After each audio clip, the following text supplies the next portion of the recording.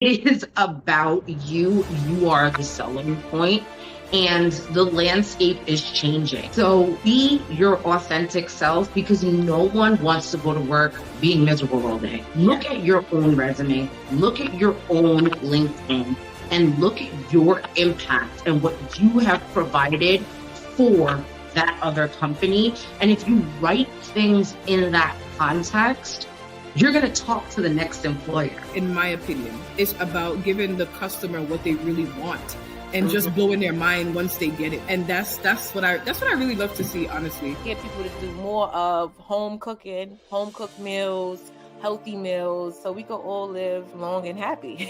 I'm very proud to be a mom because not for nothing, women are amazing. Oh my God, the sacrifice. And how we make it look so easy. I was just telling Joanne before we got on the call, I said I had to run from my daughter's school. They had an Easter egg hunt. I said, all right, Mom, I gotta go to work. But you know, just as moms, we make it happen. You know, supernatural abilities. We are the example for them, you know, and I know that with them being a better version of us. You have to try. You never know how creative you are until you try. Because I didn't think I was creative. I found my creative side during a horrible time in my life.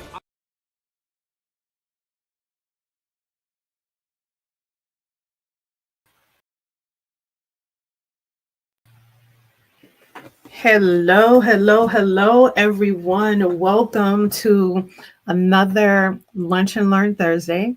It is the second Lunch and Learn of Women's History Month, and we are super excited to be talking about women and how great they are. Now, how great thou art in this world. All of the things. It was funny. I was looking at a picture the other day, and somebody said that the picture that you see at the like when you go to the bathrooms and like commercial spaces where it looks like one is like the female and one is the male, it was like everyone thought that triangle piece was a skirt, and it was like they did a differentiation. It was like it was actually a cape that was in the background, and I was like, how dope that was, because it is very true. As moms, as individuals in this world, we as females in general, we carry a lot on our shoulders. We are the supporting mechanisms of our households, the supporting mechanisms of the world, right? We have so much power, they don't want to put us in power. So that's what I always say. So we have to create seats at the table for ourselves. So last week we had a really great conversation talking about technology and how even in spaces where you have worked and earned your way to the top, you still feel like you're an imposter, like you don't belong there. And so today we are going to be bringing back one of our amazing and great speakers that we had, Dr. Lisa Hall Shell, and she is going to be talking a little bit about that as well, balancing ambition and well-being and self-care. A lot of the things that I feel like we miss out on or we kind of don't do in our world. So I'll back up again. Hello, everyone. Welcome. So excited to talk about Women's History Month. I forgot to introduce myself. So my name is Athenia Rodney, CEO and founder of Juneteenth NYC, and I am also your marketing guru expert in everything that is helping your business to expand, because that is my passion. I have learned and have been learning a lot more about God's purpose for me and how that is part of it. So I am glad to be in this space and to have the capacity to be able to share with all of you to discuss the things that we're going to discuss today. So Dr. Shell is originally from Roosevelt, New York in the house. I love my New Yorkers. Even though I'm Georgia, I feel like I'm always around New Yorkers, so I feel like I've never left. She holds degrees in Black Studies, Urban Studies, and a doctorate in education with a specialization in leadership. And that she is. She's a leader in so many different areas. how I've met her as the Woke Moms, but she has been a great friend and a leader in so many different capacities. So I appreciate her and our partnership. Her passion for teaching stems from her own journey of discovering the richness of Black history and wanting to share that knowledge with others. And that is something I think that we definitely have very much in common. So today's session, like I shared, we will be talking about balancing ambition and well-being, self-care tips for women on the rise, those who are moving on up to the east side.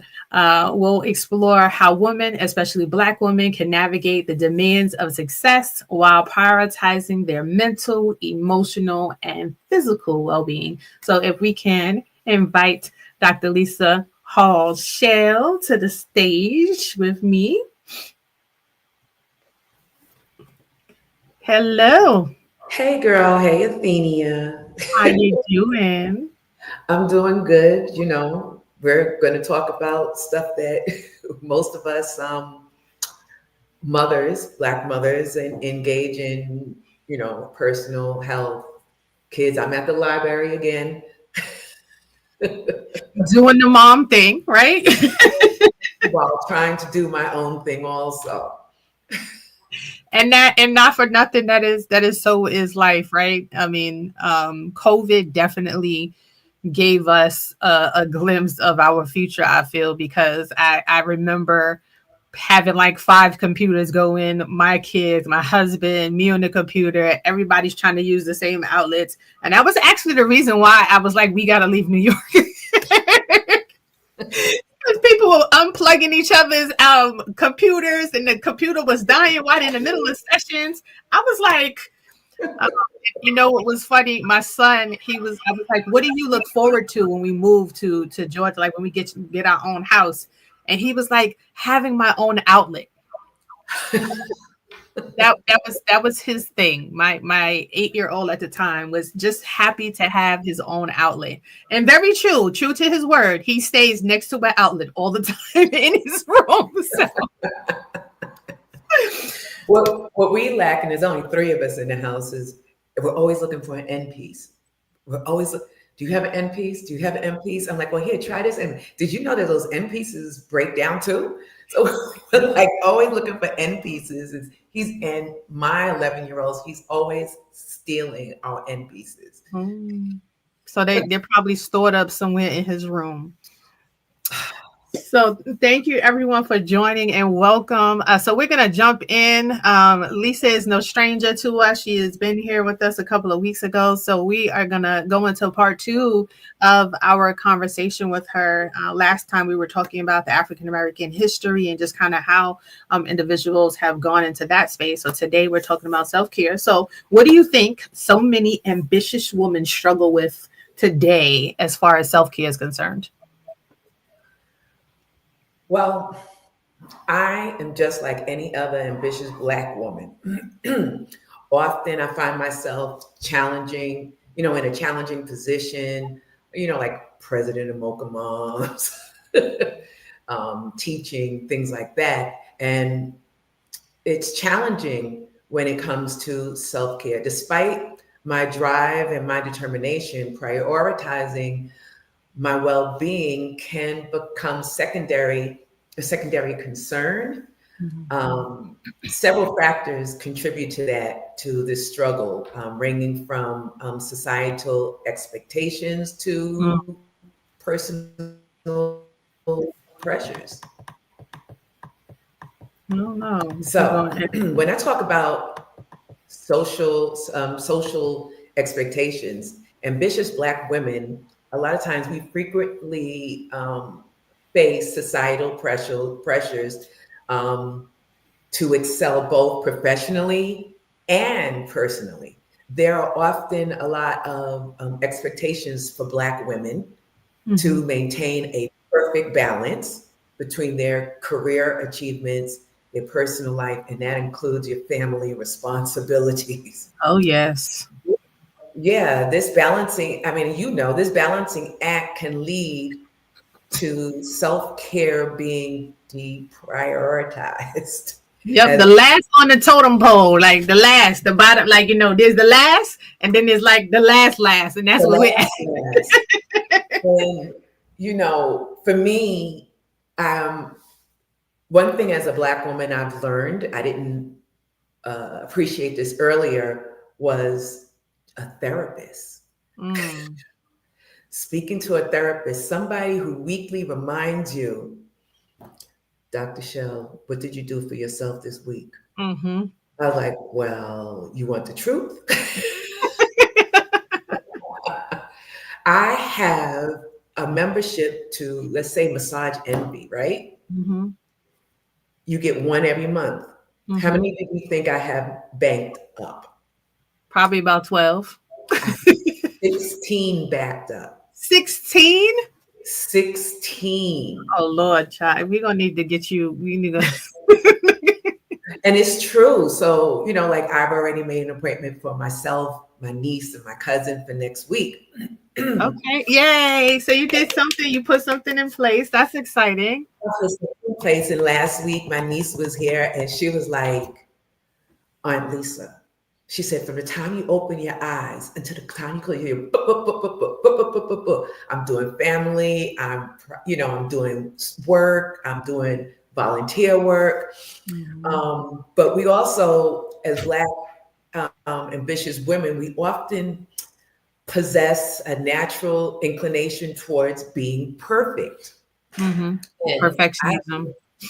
Right. And I think this desire to achieve our flawlessness results in every endeavor that can lead to long hours, increased stress. We leave little room for our self-care, and the internal pressure is constantly pushing boundaries, and it can overshadow the need for us for rest and relaxation. So when my niece said that to me last week, she was like, Aunt Lisa, we're gonna go get our feet done. And I'm like, I don't have time to go get my feet done. She was like, we're gonna go get our feet done. She made me leave the house. Yes, that's good. So I do have a question for you. So like, where do you feel like that comes up for you? Like where did you see the whole idea of perfectionism growing up? Because I know for me, and it's something that I still kind of struggle with, right? Like my grandmother, she was amazing. She we would go over to her house. Her house was spotless. Like the bathroom was always clean. The kitchen was always clean. The rugs were always vacuumed. Like she'd come to the door in like a nice dress with heels on. Her hair would be all done up. And so like, going over to her house, like that whole idea of perfectionism. Now that was her job. Like she stayed at home. She was a homemaker, right? And so to church, so it was home and church. So she did a lot of volunteer work. And it really wasn't until she passed away that I found out all the other stuff that she did. She was going to people's house and helping them clean their house and take care of their kids. I was like, when did she have time for all that? I guess she did have time. So just seeing that was like my vision of like what perfectionism was. But now for me, it was like, in my mind, I'm like, okay, but I got a job though. Like I got a 9-to-5 that I gotta put in the middle of all my volunteer work, in middle of church and kids and husband. I also have the job. So I'm trying to do all of that plus and still trying to have that same emulation of perfection that she had. So I know where mine comes from. Do you have a person in your mind that kind of sits from? I'm gonna say, for me, it was not just one person, but my West Indian culture. Okay. My grandmother was from St. Thomas. My grandfather was from Antigua. I'm second, generation here. And you're right. Everything was where it's supposed to be. Nothing was ever out of place. We went to church. We bring people home from church and there was always food for them. Can't go to West Indian's house and not eat, It was just always a constant seeing the women in my life just do what they have to do. And it seemed as a child so effortless. Yeah. Okay. My mother worked at nights for what was it? Housing police at nighttime, Okay. while she went full time during the daytime to Wow. get her nursing degree. And while she was doing that, I think also she had helped my grandmother, my grandfather took care of me. So there was always someone also to kind of help. I think what we lack now is that we're not as close to family a lot of times as we need to be. So it's harder for us to find a time for self-care because we're trying to be as perfect as possible. Make sure the house is clean, make sure there's food, make sure everybody's taken care of, make sure you bring in money into that. Nowadays we both have to work or both have to bring in some kind of money. I think for me, yeah, it is my culture. My culture drives me to be as perfect as possible.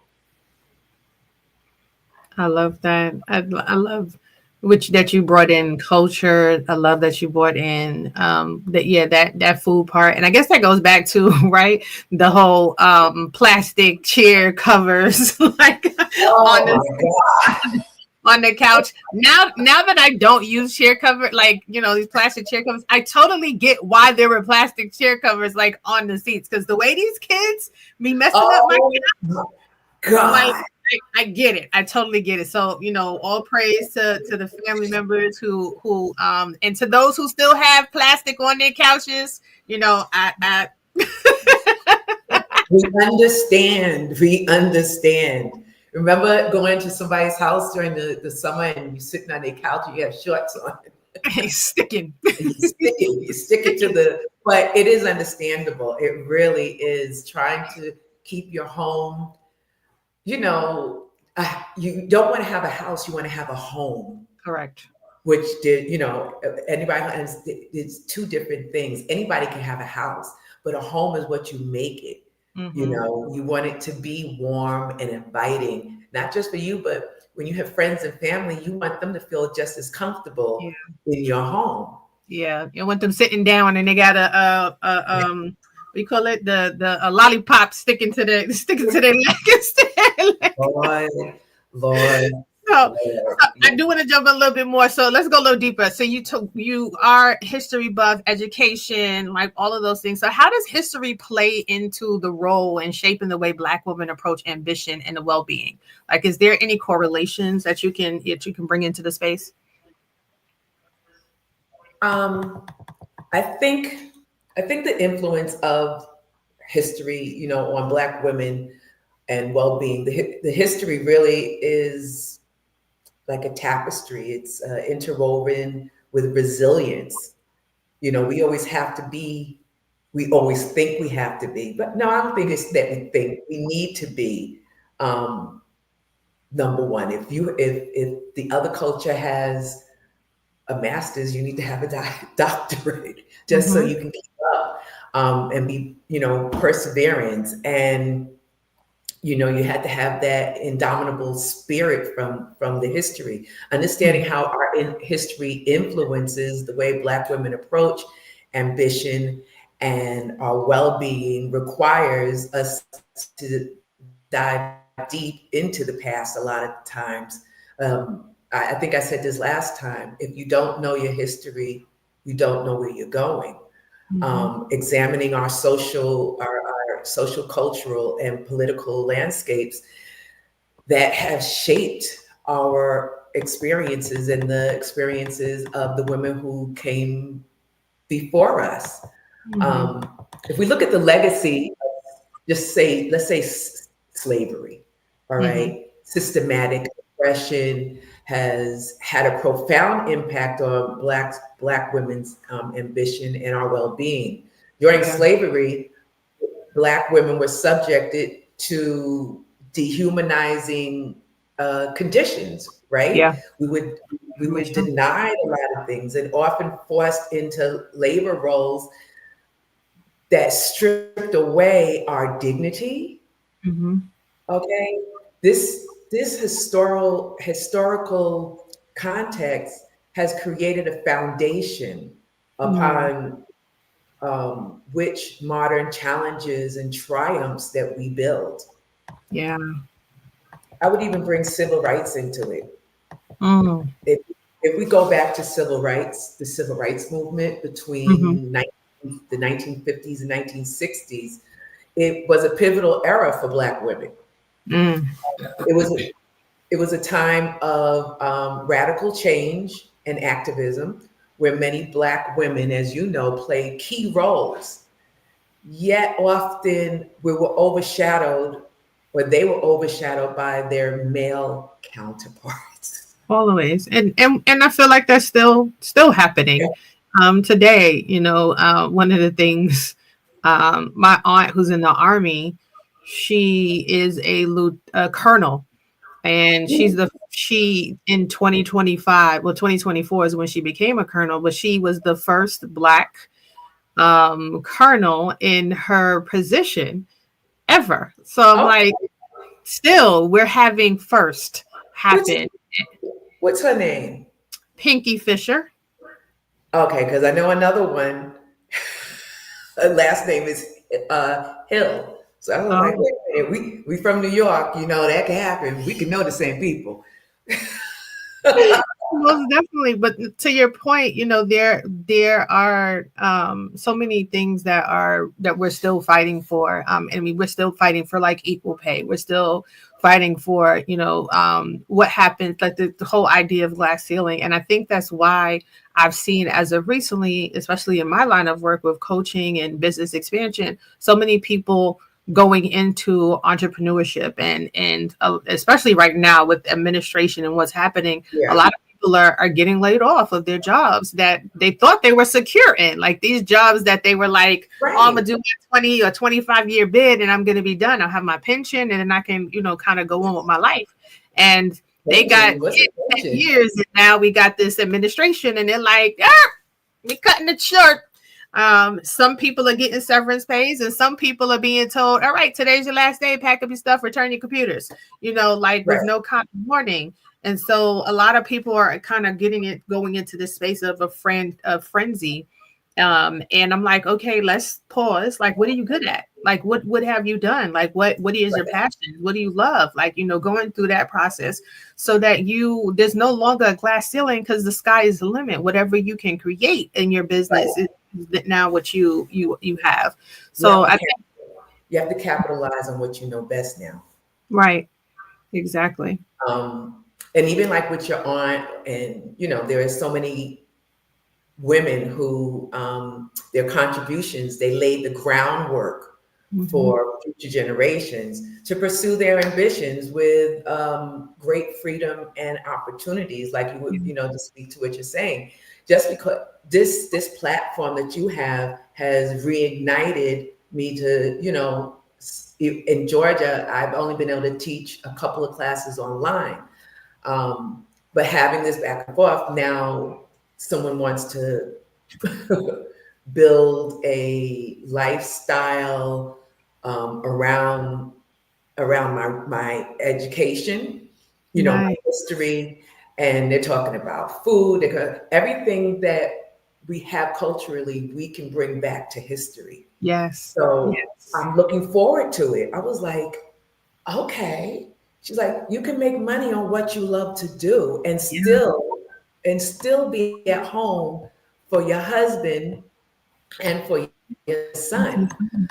You know, as Black women, we're continually challenged with societal norms and broken barriers in various fields, from, you know, political to business to art.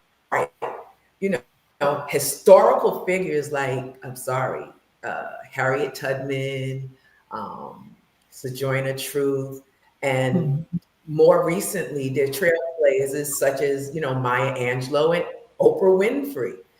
They've paved the way, demonstrating ambition is both a personal journey and a collective effort rooted in historical struggles. Yeah. So we have a lot of history behind us that can help us move forward.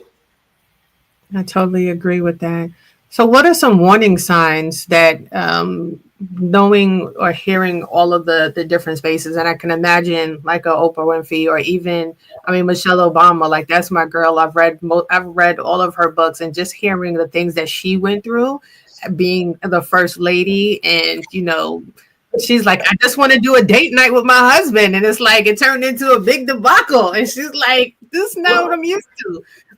So how do you identify like the warning signs of neglecting yourself?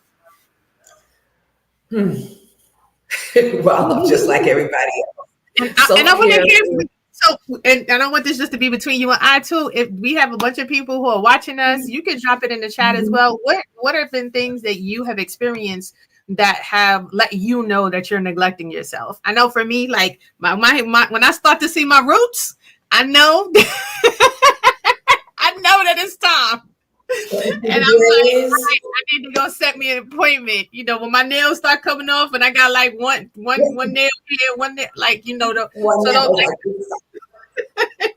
so girl, I know, girl. I was thinking about that. I was thinking about that just last night. I was like, oh, like last time I had taken the time to do a braid out and wash my hair and do all of that, and I was like, I didn't even color my hair this time. I have to do this. I have to do that. I have to take my husband to the doctor. I have to bring Larry to school. But what I've learned through, just like I said again, therapy, self-care is critical to maintaining physical, emotional, and mental mental well-being also. In our hustle and our bustle of everyday life, people like me and like you sometimes overlook our needs, our own needs, because we put everybody else's needs first. There are some warning signs that people might be neglecting their fatigue is one of them. Okay, when we're extremely tired, despite getting enough sleep. I know I wake up still tired, but I jump out of bed and do what I have to do. It can indicate that we're lacking our proper self-care. And also we have to remember that if we don't get enough rest, it's going to weaken our immune system. If we're not sleeping, that means we're not properly getting the right nutrition. I know a lack of exercise. Oh, yes, I have started exercising. Yay, come on now. All right. So, and there's some mochas out there, they were like, Lisa, you have to get out there. And I'm like, oh, I'm so tired. I don't want to do it. But I had to find something that would be fun. That they posted about 40 plus double dutch. Yep, I joined that group. I'm a part of the 40 plus double dutch group. So I'm going to see you.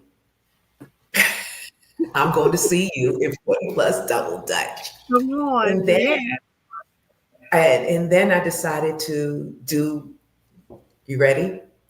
I'm ready. Karate. All right, Dr. Lisa. Hi, yeah. Something. The day after last week, I was like, wow, my calves hurt and everything, because it is real exercise. It's not just doing that. They make you calisthenics, they make you stretch, they make you do all of that. So I'm very happy, to say that I'm trying to be my own person. And I think people should do what's fun for them. You don't want to just go into a gym and ride the treadmill. You need to do something that's going to be fun and that can motivate you. Also think, when we have insufficient rest, it can lead to infections. It can lead to us being sick. It can lead to us, sometimes not having a good hygiene, notable decline in personal grooming. Sometimes people don't get to shower on a regular basis, or, all of those things are signs that you are not taking good care of yourself. And you also have to remember the mental health. Feeling overwhelmed or consistently stressed without taking steps to relax or decompress can suggest neglect also. I know that once spring to fall gets here, I do sit on my patio. I only have the forest behind me. All right. I will sit on my patio for just hours and just listen to music. Unfortunately, we put a TV outside for my husband. So And I think I just saw him check in. He just said he was here. So and that's why so the patio is good for me. I'm definitely down to go to like sit at the park. And I found my nearest park has a little pond and a nice little area. I sat there and I just cried because I was overwhelmed with the level of peace that I was able to experience. And when I lived in New York, that was difficult. Like even if I went to Prospect Park, it was like you got the kids running around, running by who skipped school and sitting in the corner trying to make out or something like that. And I'm just like, I just want to not have to care for somebody right now. Right. That's because you should have come out to Long Island. We should have come out to Long Island parks. But that goes to say that, sometimes we get mood swings because we're not doing self-care. We get irritable, we get sadness, like you said, and emotional numbness may indicate a lack of attention to our mental health. I know that when I get really tired, I am emotional, and my son will tell you, I have no patience. And then my husband will look at me like, you need to go sit down someplace and just be nothing, just do nothing. Okay, be nothing, do nothing. You don't have to care for us. Also, you can also have like sometimes, that's why I like my mocha moms, like a social withdrawal. You're avoiding friends and social activities can be a sign that someone is not taking care of themselves emotionally either. So I like that I have family, but the relationships that I have done, like with you and several of the mochas is very, very close to my heart. And I appreciate those who check on me, and I try my best also to check on others. Yeah, I do want to go back though. I do want to give kudos to your husband, right? Because having a partner that will pour into you and to know you enough to be like, enough is enough, babe. Like I need you to like break. I need you to take time. I need you to do something for yourself. Like I got the kids. I got the dishes. I got dinner tonight. Like go out or go get your nails. So, I don't want to glaze over that because having a partner in your life that can do that. And sometimes that is a friend too. If you are a single individual, that partner can be just a best friend, a really close friend who is just like, all right, sis, enough's enough. Like, come on, I'm coming to pick you up. Don't schedule nothing. And I was like, but wait, no. So, definitely having those things in place. And then like the social groups that you mentioned, initially my husband was like, all right, what is this? Another thing that you're going to have on your schedule to have to do. And I'm like, so now he knows. He'll ask me, he's like, okay, well, what's happening for the weekend? And they're like, and what's happening with Mocha Moms? so it's now part of the regimen that he understands. That's a part of what it is. It's a part of our self-care. Yes. Just sometimes, and look, even with our book club, we get off topic. We get off topic all the time, but it's engaging and it's relaxing. And we can, it's a sisterhood. Yes. You know, and like even our sponsor, I was speaking to her the other day, and she was like, you know, we really need to get more sister socials going, because you missed the Friendsgiving Mm. because of a conversation that we had just about taking vitamins. Mm. She was like, I've been taking vitamins ever since.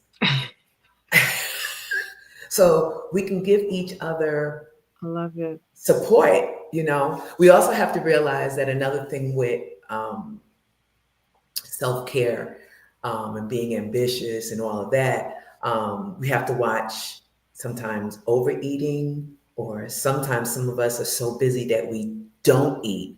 Mm-hmm. And erratic eating patterns can, you know, show that you're neglecting yourself. You're neglecting yourself and your self nourishment. Yeah. You know, and sometimes another red flag would be, I would say, a decline in motivation or interest in activities. Like we were saying, it's nice to get somebody to come out, or being on. Sometimes if you put yourself, like I'm the president, right? I put myself in a situation where I have to go. Mm-hmm. So sometimes I'm like, oh, I don't feel like going. I don't feel like going to the lounge or wherever we go. And then I get there and I'm like, I'm so glad I came out. Because it helps us. It really does. And you know, there's also cognitive signs, right? Oh, really? And we got somebody said brand that hashtag sister socials. And I know we're talking about Mocha Moms, and I want to be clear too. Like, this is not a thing to join Mocha Moms, but it is a national organization. It is definitely something that is in every state. But there are other groups. There's Jack and Jill. The 40 Double Dutch group is also a social group. There's churches, so there are membership, membership groups within churches that meet. So there's so many different things based on your interest or what you are most motivated to do. What we're just saying is find a group of people, of like-minded individuals who are gonna be your glue, are gonna be your 5 hands that are gonna be like, nah, sis, we got you in your tough times, because tough times are gonna come, like for everybody. That is inevitable in life. And so we want to just make sure that you have a group, hashtag sister social, that you can be a part of. I look forward to them though. I really do. I was looking at my calendar last week. I was like, I'm in 2 groups. And I'm like, none of y'all, nope, neither group is doing anything this weekend. I was like, okay, I guess. We have the book club this weekend. Well, no, last weekend I'm talking about. Last weekend. There was nothing happening last weekend. I was like, oh, okay. Well, I guess I'm gonna stay home and I binge watched on some TV. So I still did some self-care. That was some self-care. And the reason we speak about it is because we're in these groups together. So I'm grateful because I get to meet great, independent, ambitious women. And I'm just, sometimes I just sit down and like, look at all these great women I've met. You all are amazing. No dumb saying. And you know what's so funny is that everyone's so bashful about it. Everyone is like, it's not like, oh, you know who I am? It's like, nah. Like, you got people that got to be like, no, you don't know who she is. Like, you got to go check her out. And I'm like, oh, yeah, that kind of thing. So I definitely, I appreciate being in the space and as well, and just loving on each other. I am with you. I'm like, y'all don't know who she is. Let me tell you who she is. She's amazing. But we also have to remember that we have difficulties sometimes focusing. We have, we're making decisions that might suggest sometimes that mental well-being is being overlooked. Right. We have memory problems, forgetting appointments. Oh my God! Sometimes I don't put them in my phone, and I think I remember, and then we'll get there, and then like especially for my husband. We'll get there and it's like, oh, that appointment's tomorrow. Oh no. Looking at me. And I'm like, well, you can put it in your phone too. Important tasks that can relate to stress and, a lack of self-care where you start messing up appointments. Mm-hmm. No, and that is definitely a big part. And that's why I'm like, if it's not on my calendar, it's not happening. So I'm constantly like, all right, hold up, let me put it in my calendar. So that's why I always tell people, look, check me. If you tell me a date about something and you don't see it put it on my phone, then you know that it's not happening. I'm not gonna show up with like somebody gonna book a time in that time slot and it's gonna be a wrap. So I just need you to always hold me accountable for that. And that's when you find your tribe. Some of you all have taught me, because I'm a little mature, a little older. So I know some technology, but I don't know it all.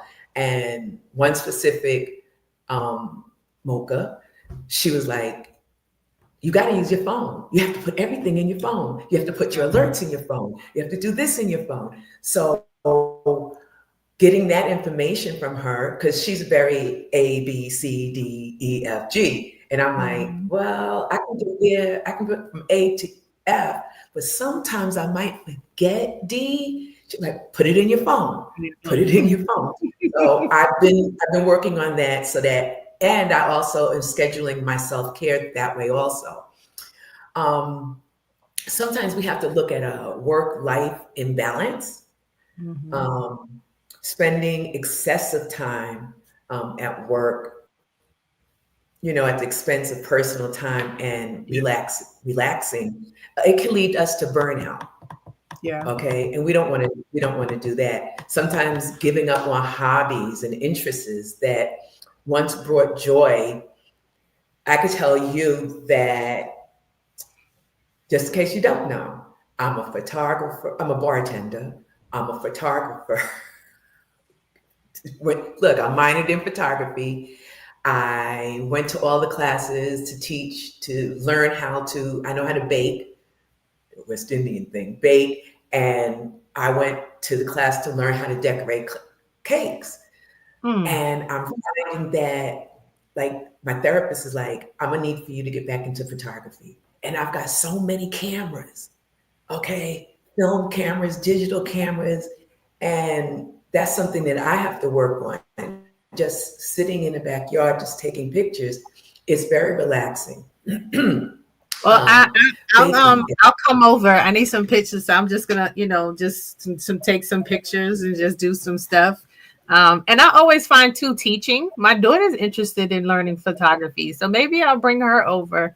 She's only 8, but she definitely has an eye, because she'll tell you, no, I don't like when you stand like that. It makes you look too big, or put your arm like this, or, so she definitely has the photography bone in her body. So, and to your point, that just shows, right? We have so much talent within us that we don't allow to come out all the time, because we are so worried about perfection. Oh, well, I haven't done it for a long time, or I haven't been doing, I'm not an expert. So we're quick to put ourselves down before we even get the opportunity. And it's like, don't do that. Like, we got to stop putting ourselves in that space. We have to, and a lot of sisters will be like, nah, like the pictures you did was, I feel like sometimes we say it because we want to get boasted. Like, we want to get the push to be like, nah, sis, nah, you were great. And it's like, all right, did you really need all of that? Kind of thing. It's gotten to the point where I'm like, okay, like for the cakes, it's like, all right, you get one free cake.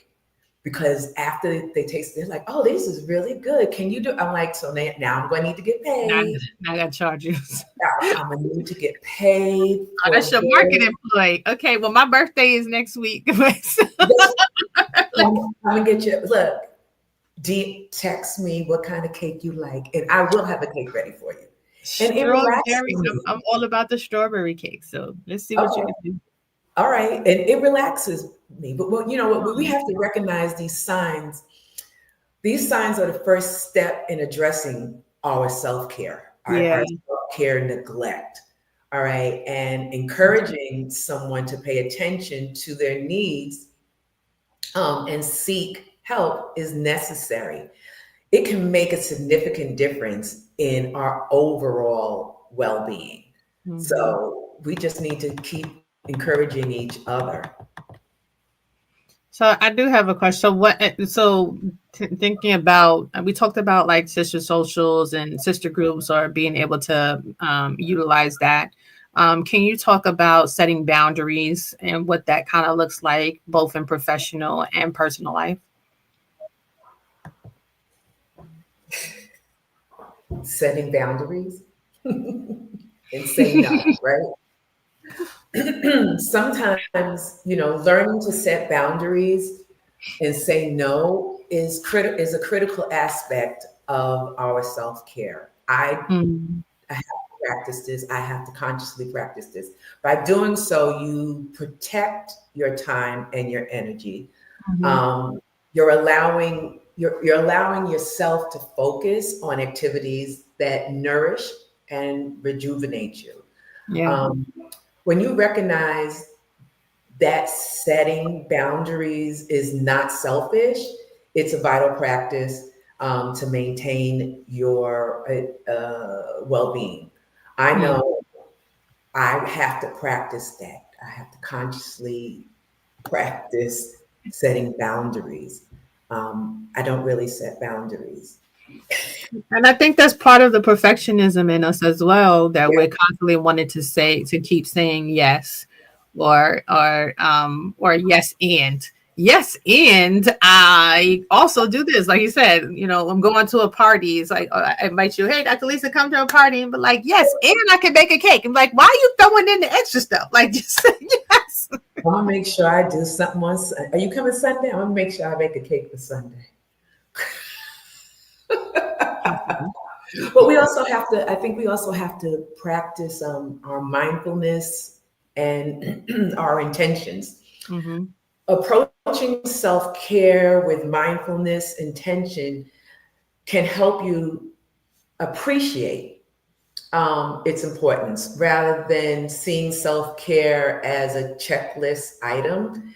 We need to engage in practices that generally resonate with you as an individual, Mm-hmm. whether it's meditation. I love meditation, but I can't do it with my son.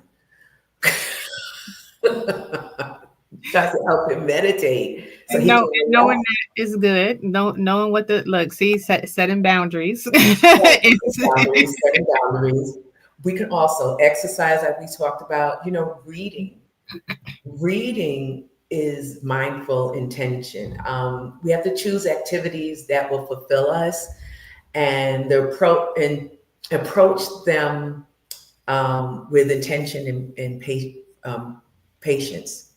Okay, you have to be patient with yourself also. Mm-hmm. What we need to learn how to do, and again, I keep saying myself included, celebrate our small wins. That part. Okay. That part. Celebrate the small wins. I talk to Right. people about that all the time. And we also have Aya says, at times bringing ourselves down becomes a default. I'm reminded of a quote by Marianne Williamson that I love. Please share the quote. I would like to hear it. So, finally acknowledging and celebrating our small wins in your self-care is a journey. Yeah. Okay. Each step that we take towards prioritizing our own well-being is very significant. Celebrating these steps can reinforce a positive impact of self-care and encourage us to continue to make ourselves a priority. It's like by adapting these mindsets, our mindsets shift.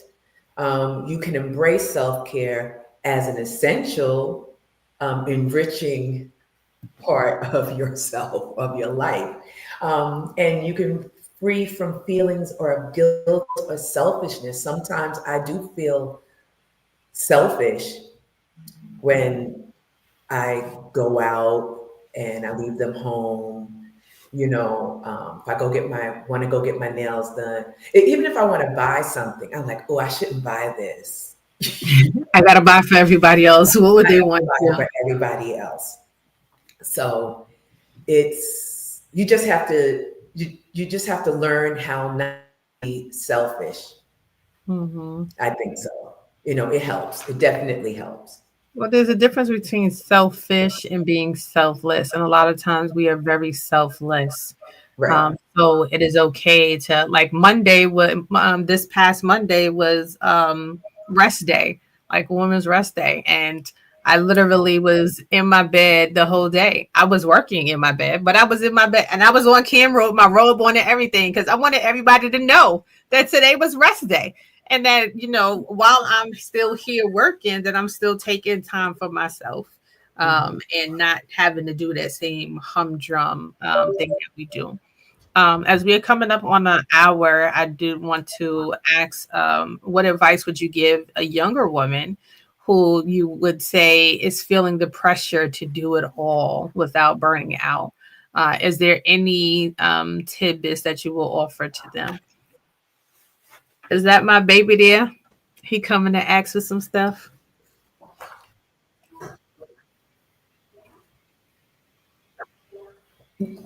Yes. I'm sure. I took his phone away for 6 months, but we have 10 minutes left. I just gave him my phone. Okay, so what piece? I'm sorry, because you were breaking up. Did you say what's one piece of advice that I would give to people listening today? Yeah, so not just people, embrace your authentic self. Okay. One of the most,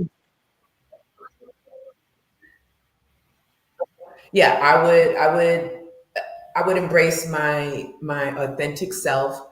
I wish I knew then, of course, what I know now. One of the most empowering pieces of advice I can offer to every woman is to embrace your authentic self. That is so important. And once you've done that, you'll be able to move differently. In a world that often tries to dictate what you should be and how you should act and staying true to yourself is just a powerful statement. Mm-hmm. When we live authentically, you experience a sense of fulfillment and joy, and that comes from being true to yourself rather than conforming to external expectations. That's a good one. Right. When we have authenticity attracts like-minded. Right, but it attracts like-minded individuals. Yeah. Like that's what has drawn us together, and we foster deeper and more meaningful relationships, both personally and professionally. Yeah, most definitely. I definitely love that. I mean, authentism for me is like the number one. And as soon as I start to feel like someone is being fake, I'm like, yeah, this is not for me. With that kind of conversation, because I'm like this, and I think that is the difference where for youth, right, and that adulthood, like when I feel like when you've actualized, you become grown, so to speak, is when you are no longer trying to placate and trying to chameleonize yourself to your surroundings, but really just being more confident in who you are. Mm-hmm. And not to say that is not happening as you are older, because you have people who have had to live a lie to themselves, or be in spaces that they needed to be in for survival. And they're just now getting to the point where they are like, hey, this is not really what I wanted to be or who I wanted to be. One of the things, so Aya put up, and I love this, we were born to make manifest the glory of God that is within us. And as we let our own light shine, we unconsciously give other people permission to do the same. And that is actually, I forgot about that quote, but I'm always saying the last part about it, which is, shine so that you give others permission to shine also. And that is so much about being a woman as well, because it's like sometimes we have to see somebody doing it to be like, oh yeah, or even just to have that as a competition. that is like, oh, well, they can do it. I can do definitely it too. Like they can run a mile. I can run a mile. Look. Uh-oh.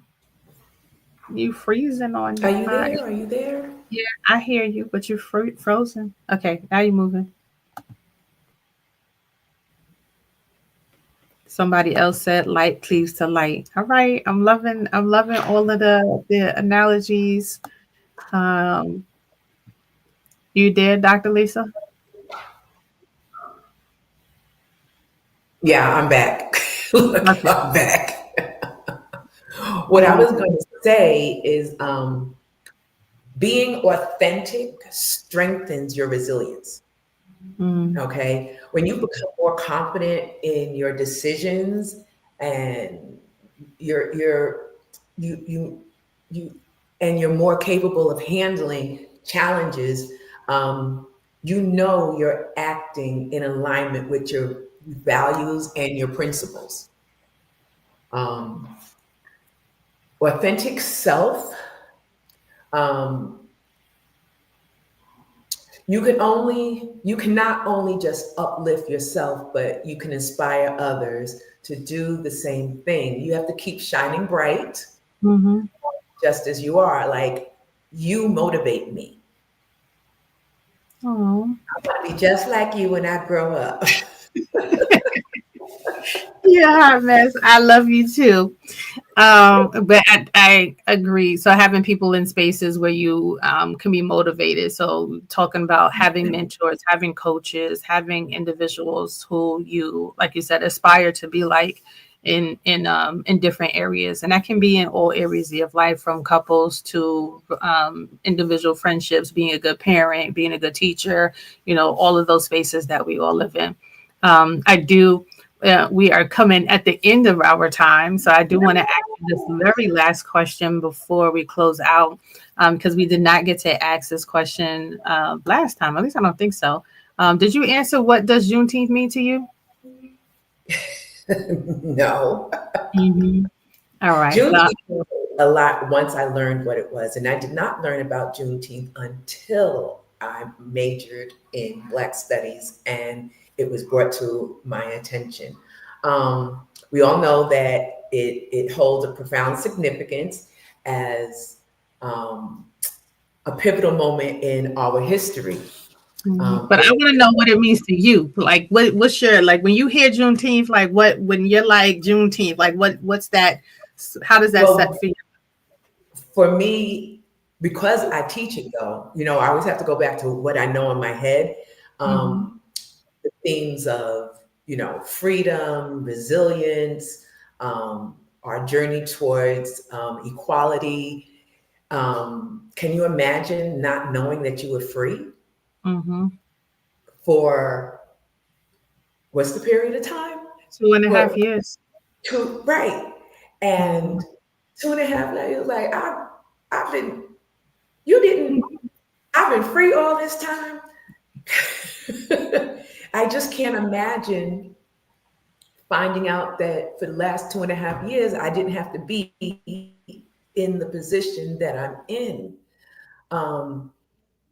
It just shows sometimes, for me, I want to make sure that I celebrate that because it is an important historical piece of our history that a lot of us don't know. A lot of us don't know our history. So Juneteenth is definitely something that they should do their research. Don't do your own research if you don't know. I'll show you how Juneteenth is. Are you there? Okay. I'm back. Yes.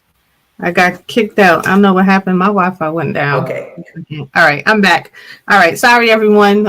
They've been working on the Wi-Fi, but I thought it stopped.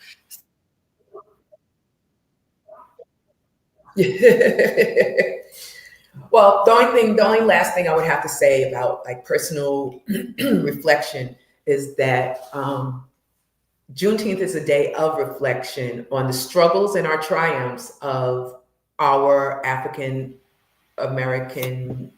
Are you still there? Look, our African American history.